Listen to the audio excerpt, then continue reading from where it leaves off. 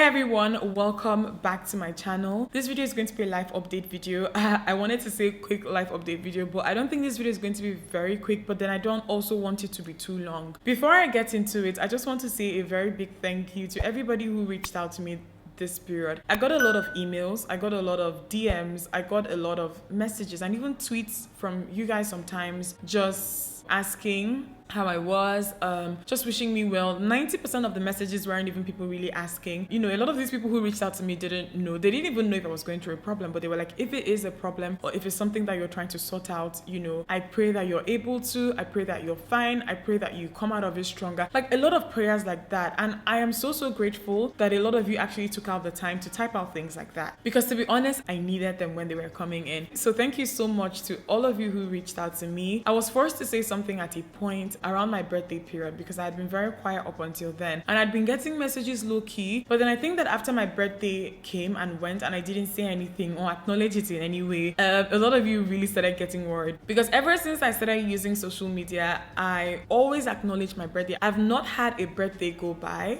without acknowledging it in any way. Like, I always acknowledge my birthdays, I always post a picture, and I didn't do that this time around. So a lot of you just were like, Dima, okay, I've been kind of low-key quiet, but then your birthday came and went and you didn't say anything, what's up? So I got those type of messages, and because I started getting them almost on a daily basis after my birthday, I decided to say something. So I posted something on Insta stories a couple of weeks back explaining that I had surgery done and asking you guys to please give me some time. So what happened, I kind of already said that, but I had surgery done. I had surgery done first week of June, and there's a whole story as to why I got the surgery. It's not a straightforward thing. Like, the story, I promised myself and I promised God that I was going to tell it the way that I'm about to tell it now. So guys, I'm going to give you guys background. I'm going to give you guys context, okay? So I've been having lower abdominal pain for a very long time. Started in 2014, lower right hand side. If you've been following me for a very long time, you know that 2014 I was in school. I was living in England at the time, and the first thing I did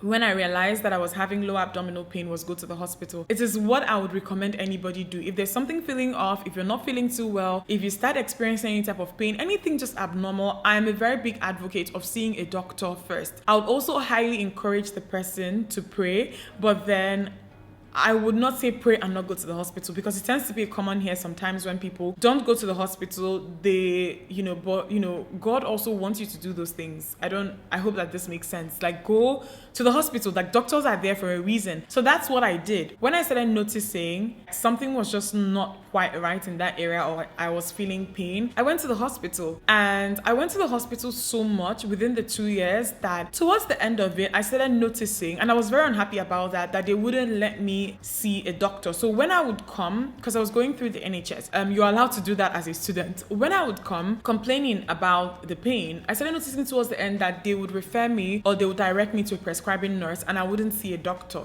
You know, it kind of happened 2 or 3 times before I actually came back home. So let me explain this pain to you guys. On a good day, it's a 5. And 5 is not mild, okay? 5 is pain that you can power through, but then it's there. I didn't say 3 or 2, I said 5. So it's just always there. It never goes away. It's like a constant. It was a constant pain, 5. But then 4 or 5 times during the year, this pain will shoot up to about a 10 or 11, 9, 10, 11, I would say. And when it happens like that, it normally resolves within a week. But when it happens like that, I'm unable to do so many things. I'm always very conscious of the discomfort and pain I have in that area. I can't stand for too long. I can't sit for too long. I cannot do a lot of things when it starts like that. Even tight clothing like jeans and stuff, like high-waist jeans that I like to wear, you can't do all those things because it's like it's cutting into that area, and the pain is so uncomfortable. At a point, I pushed for an ultrasound, so it's not like I never did a scan. So I remember asking one of the doctors I saw at a point, like, what of a scan? Like, we should do a scan to see if we'll see something. I still find it very weird that it took me recommending a scan for them to even consider that. And they were like, okay, they'll do a scan. The ultrasound came out. They said they did not see anything in my ultrasound that explained the pain that I was dealing with.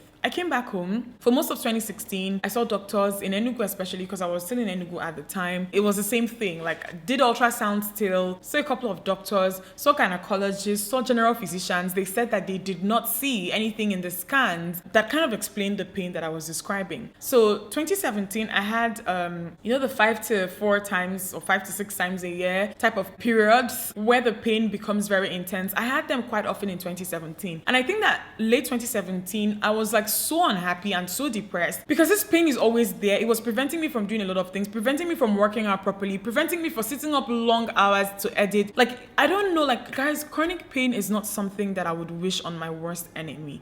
It's not something that I would wish on anybody. So 2017, I think I talked to some people, family members, and they were like recommending all this time that maybe I should come back to the UK, maybe come, when you're talking to friends or people who are just outside of here, like, oh, Nigerian doctors, Nigerian healthcare. I saw 2 different doctors when I went back in 2017. That was actually the period in my life when I became very close to my friend Christabel, because I was staying with her during this period. I saw a gynecologist and I saw a gastro doctor, basically like the entire abdominal area, like, was their specialty. I saw them. I ended up getting an MRI in 2017. Had the 2 doctors look at it. They both said that they did not see anything in the MRI scan that I had done that would explain the reason for this pain. And I remember that gastro doctor that I saw, I mentioned like my appendix at a point. I was like, is it possible that this could be my appendix? He was like, no, that if this is a case of appendix, it would not have dragged on for as long as it did. Basically, he said that it wasn't it. And then he also said that if it was it, or if there was any type of abnormal anything going on in that area, that the MRI scan should have picked it up.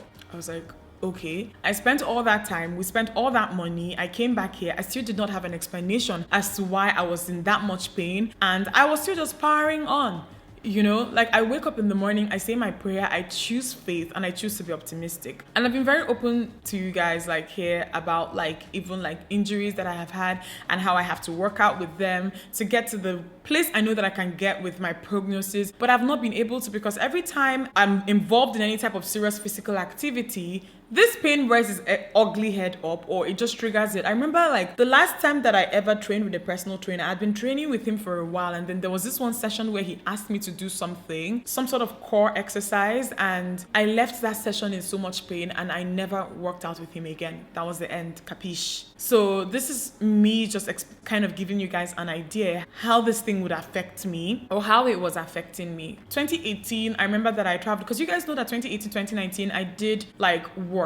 So I traveled a lot for work. And I remember, like, this thing made me dread traveling long distance. And America is very far, for example, guys. I remember this one time when I landed. It was a very short trip, but I landed in America and I was in so much pain because I had been sitting up for so long and the pain was so bad. I rushed in to see a doctor. I was like, I don't care how, I want to see someone. And then I saw the doctor. They asked me, I kind of explained, they started asking me if I had ever done ultrasounds. I explained that the year before, and I just kind of explained everything, even down to the MRI that I had done. And they were like, that's strange and all of that. And they were like, oh, they were going to try put me on some pain, something, and they were like, they'll watch it. And then, but I didn't have that time because I don't live there, and I had come for something that I had to go back for. So I wasn't there for a very long time. Nothing came out of that particular, like, seeing a doctor. I took what they asked me to take and nothing really changed. 2019 was the only year that I did not see any doctor. Like, I just powered through, and I was so busy that year. I moved to this house that year. I was doing a lot of things. So I really did not have a lot of time to just dwell. And if something would come up, I'll do a little bit of crying and just move on. And then before you know it, it kind of gets better. It returns to a 5 and I carried on with my life. It's one thing when you're telling somebody that something is wrong with you and they say, oh, what is it? And you're like, oh, it's this. But then you don't even know what to say half of the time because everybody has said that they don't know what it is. I'll just wake up, I'll cry when it's very bad. I'll power on. I'll just come here and give you guys my best. And I'll come out and give my loved ones my best. But then the people who loved me, my family, they were really, really worried because this did not make sense to anyone. So like I said, I'm sure that some of you probably noticed in my, like, the last couple of videos, or the last maybe 5, 6, 7 videos I did, that sometimes I just did not look happy, and it was because of all of this. So I really needed a break, and I was just praying that I just get it, and I decided to go to Ghana.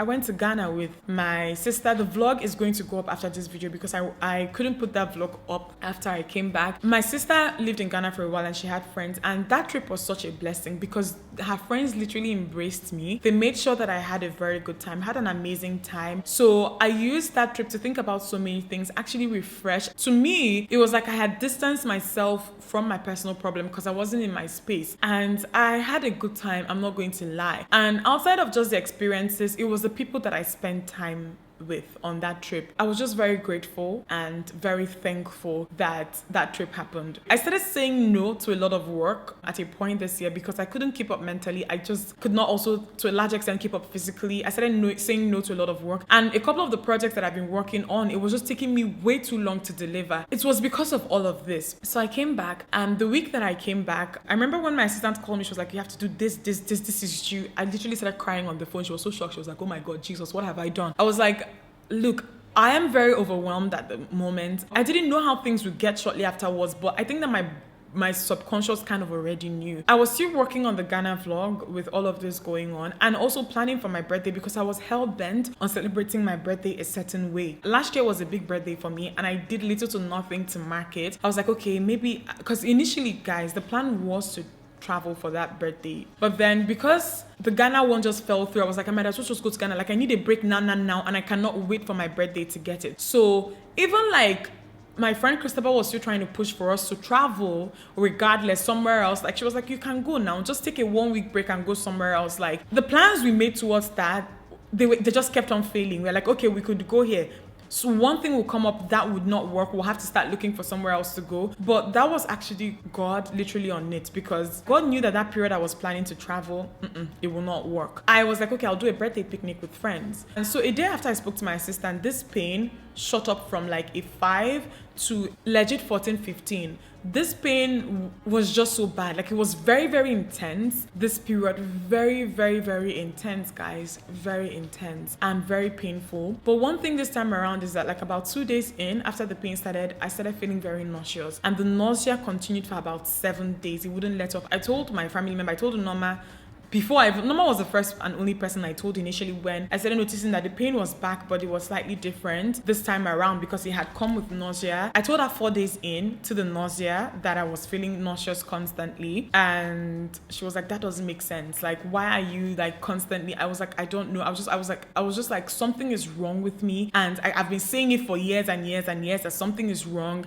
and I'm tired of people telling me. Like, I was crying. I was like, I'm tired of people telling me that they don't know what it is. It kind of continued, and this period, the Ghana vlog was ready, but I was so depressed that I couldn't even click publish on that vlog. That's where I was mentally. And the Sunday before my birthday, like around that time, I already started even canceling the picnic plans I was making. I was like, okay, hopefully this resolves, like as normal, like as usual, resolves in maybe 2 more, because at that point it'd been going on for about 4 days. I was like, hopefully in 3 days it resolves so that I can celebrate my birthday still that Saturday. And this is the first birthday that has fallen on a Saturday in so long for me. So I really, really, really wanted to take advantage of that.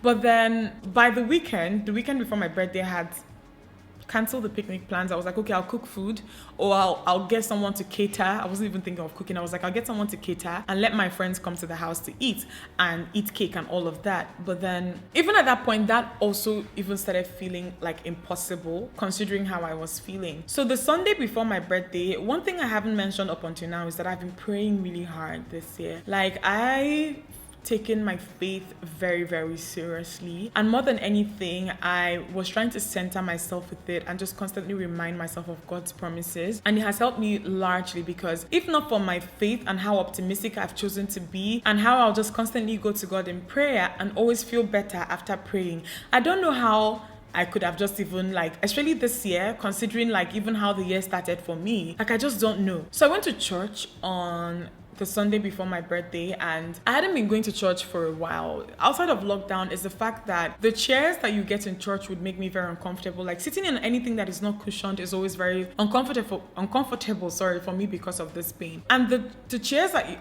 you would get in church, not very comfortable, and I wanted to go to church more. But then I was praying, like I was even saying my rosary, like I was really praying, and I was very, very hopeful and faithful. I was like, God, at this point, I've been to doctors, I've been to everybody. I don't know how this will happen, and I'm not even trying to figure it out from I don't know, like just however it's going to happen, I know that it will have to involve you one way or the other because I am tired. So I went to church on the Sunday before my birthday. This part is okay. I went to church Sunday before my birthday, and I hadn't been to church in a while. Considering how I had been feeling the pain plus the nausea, I was very slow. Because of how slow I was preparing for church, I was late. So if you're Catholic, you know that they always say the gospel, and when they are reading out the gospel, like if you're late, you have to stay outside so that you don't distract people who are listening to the gospel. And then what the hell?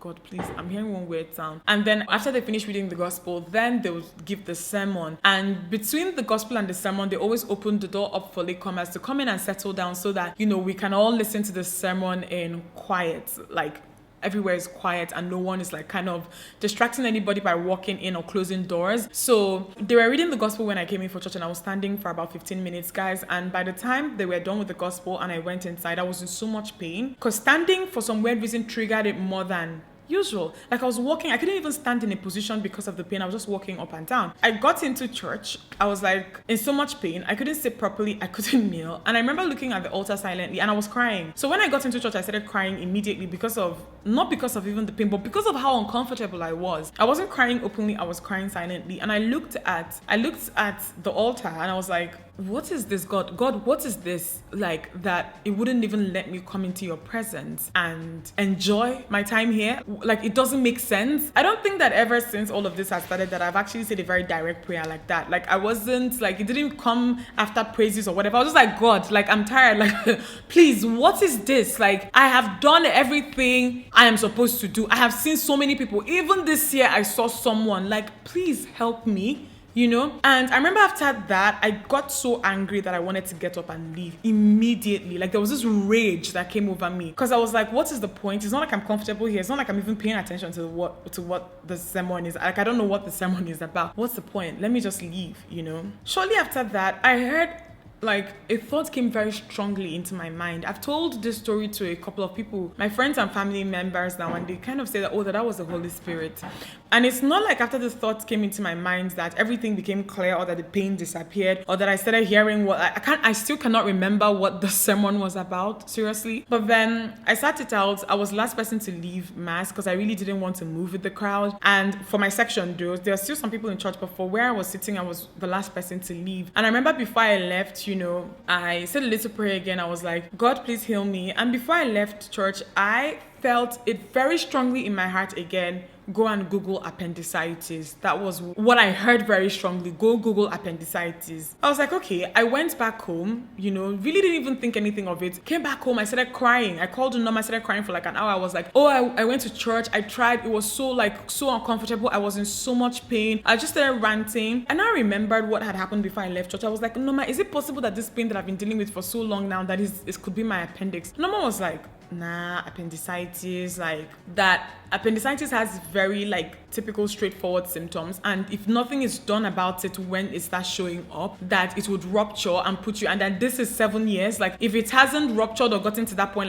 like that's also what she feels that doctors were considering. I was like, okay, as we were on the call, because me and Norma, we can be on the call not saying anything to each other, so I was just on the call crying. She was just there telling me to stop crying, and I think she was doing stuff, and I was trying to calm down. And I started to do a quick Google search, and I searched appendicitis, and for the first time, the way I actually Googled it, I kind of structured it as like constant abdominal pain or recurring, I can't know, but I didn't just search appendicitis as a word. There was a way that I searched for it, and then when I did that Google search, some results popped up. It took me to a page where for the first time I realized or heard that there are two types of appendicitis. There's chronic appendicitis and there's acute appendicitis. Acute appendicitis is the more common one that we are all very familiar with, that comes out of nowhere, gives you very strong pain, blah, blah, blah, blah, blah. But then there was chronic as well. And I started reading up the symptoms of chronic appendicitis, and it was like a light bulb was just going off in my head, because I was like, is this not me right now? It talked about how it is very, very rare, how how it can be very difficult to diagnose. It didn't really say why it can be very difficult to diagnose, but I'm assuming maybe because, I don't know, maybe because of how inconsistent the symptoms are and how they kind of are intense and then all of a sudden they're not intense, and all of a sudden it's almost as if the person dealing with it forgets it. I don't know. I could understand why it would be difficult to diagnose. Talked about a couple of things about how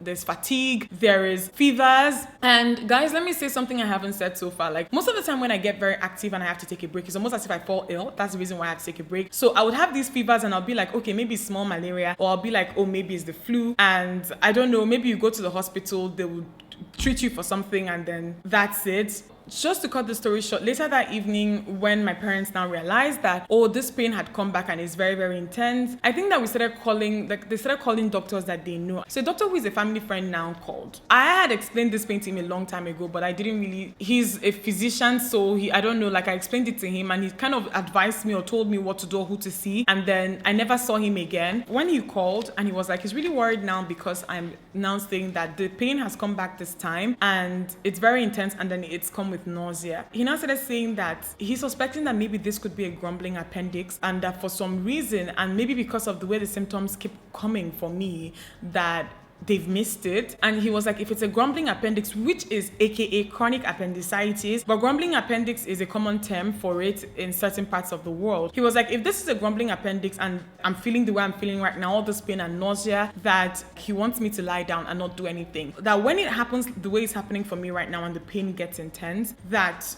it could be because of an infection. So he put me on some antibiotics and told me to just lie down. The doctor that I was speaking to was not here. He's not in Nigeria. He wasn't in Nigeria at the time. So he was like, I should just lie down and not do anything for about 48 hours. And then after 48 hours, let's see what we can do. At this point, the pain had gotten so bad, guys, I couldn't sit up in the car. I couldn't sit up on the bed. I couldn't sit up anywhere. I couldn't stand up for a long period of time. I was literally bending, walking. And I went back to the hospital that I had gone to early this year. I started explaining that this is what is going on, and I had brought this issue to you people early in the year, and I'm in so much pain right now. It is so uncomfortable. The doctor that I saw said, okay, that I should go do a CT scan. Have I ever done a CT scan before? I said no, but I have done an MRI, and the reports said that there were no abnormalities in that area. He said, okay, that I should go do an ultrasound again and do a CT scan. All of this is just money going, okay? Did a CT scan, results came out, said that my appendix appeared as normal, because at that point I really started pointing them towards my appendix, because one, what had happened in church, two,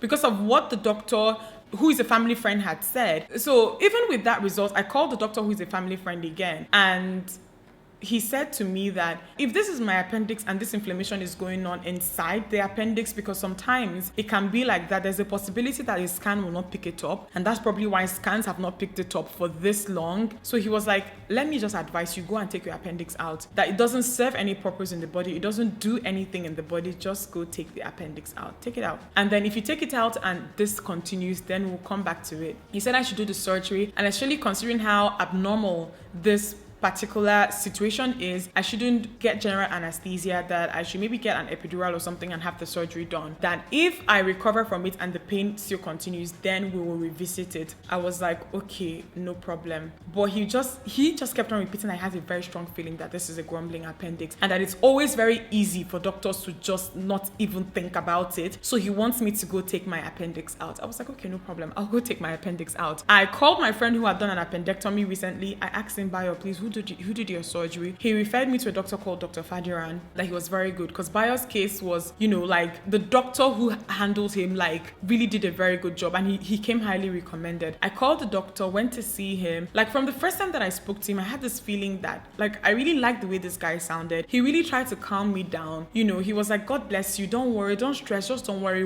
this will be sorted out. And when I came, he did some tests, physical tests that nobody, guys, in 7 years, physical tests that up until this time no one had ever asked me to do. He told me to bend a certain way and do a couple of things, and he was like, yeah, that this to him, he strongly suspects that this is my appendix, and that all these gynecologists and all these doctors that I had been seeing and all these other people who keep saying that they didn't see anything, that he understands why they will probably miss it. So he was like, he strongly suspects that this is appendicitis, but he said that he believes it's the atypical type. He even gave me this textbook on his table to read. He was like, yeah, it can happen like that sometimes. It's not common. The acute one is the more common one, but that it can happen the way that I've just described. And I am very, very lucky. He really started stressing that I was very, very lucky that this thing had not ruptured, considering the length of time. He was like, ASAP, especially considering this nausea and just how bad it is this time around, that we have to take this out. And even at that point, I even started getting scared or a bit worried. I was like, I have been to doctors different parts. So this is not a Nigerian doctor thing, because sometimes when things like this are happening, people are quick to say, oh, Nigerian doctors, go and get a second opinion. Guys, I had gotten second, third, fourth, fifth, sixth, seventh, eighth, like up to 10 opinions at that point, and paid good money for them. So I was like,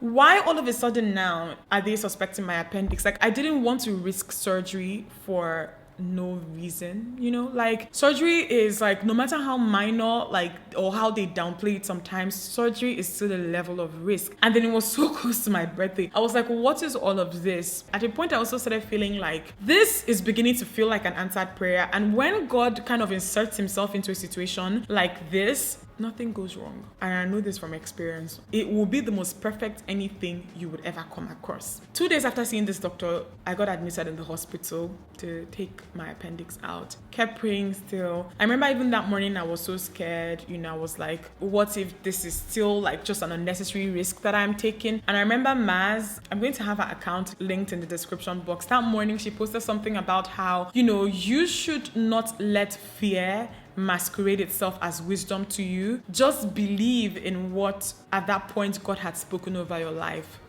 I was like, okay, that was the last thing I read before I went into the theater, to be honest. I went in, they prepped me for surgery, started surgery. I was awake, so I got the epidural type of anesthesia. And I remember when they brought my appendix out, the doctor exclaimed, the people who were in the theater, he exclaimed that they all came in to look at the state of my appendix. Guys, it was so inflamed. It was because the appendix is a finger-shaped organ, like it's not even an organ, a finger-shaped thing at the end of your large intestine. It was disfigured, like the shape was not normal at all. It was inflamed, and as a result of how inflamed it was and how long it had been inflamed, it was affecting some of the other things around it. So the end of the large intestine where it was attached to was inflamed, the cecum was inflamed. It was really disturbing and aggravating the things around it. The surgery went really well. Like, my scar is so neat. Like, the doctor did an amazing job. It was a bit rough, just my body just adjusting after the surgery. And it hit me the morning after the surgery that I was lying down on my back flat. I did have a lot of pain around the area of the surgery, but then I couldn't feel any pain.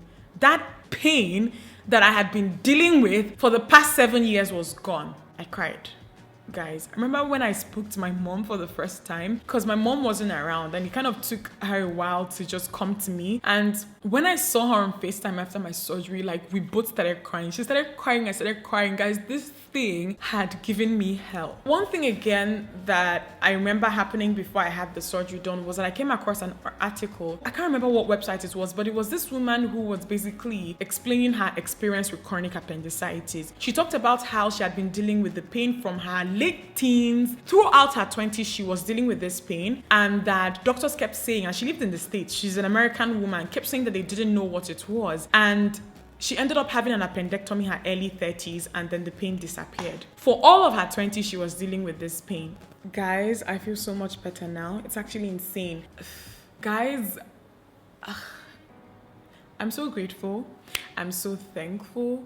So thankful. Guys, this whole situation has made me really wonder about people who are going through something very similar, and the profiling sometimes that would happen in hospitals, the arrogance sometimes that you would also get where doctors are concerned, because this can be a thing. And I think that you don't talk about it as much. They tend to dismiss 2 doctors throughout the course of 7 years. About 2 of them, I did suggest or ask, could this be my appendix? And because they felt that they had imaging, they kind of dismissed it immediately. Guys, this appendix could have just ruptured. I felt like even with the way that it came or started happening again, the way the pain started last week of May that I think the appendix was it was tired, you know. I've had like aunties, like one of my aunties told me that this is actually one of the downsides of modern medicine, to have that if this was the late 80s, early 90s, or 80s or 90s, that one of the first things that they would do is to just they'll be like, hey, whether or not, because at the time, MRI, CT scans, maybe ultrasounds were common at the time, but MRI, CT scans were very, very expensive and not as common, and even not accessible to people who live this part of the world. She told me that one of the first things that some doctors would have done was to take out my appendix immediately and then let it be gone and then let them see, right? But because MRIs and CT scans and all those things are more accessible now, doctors tend to rely on them heavily before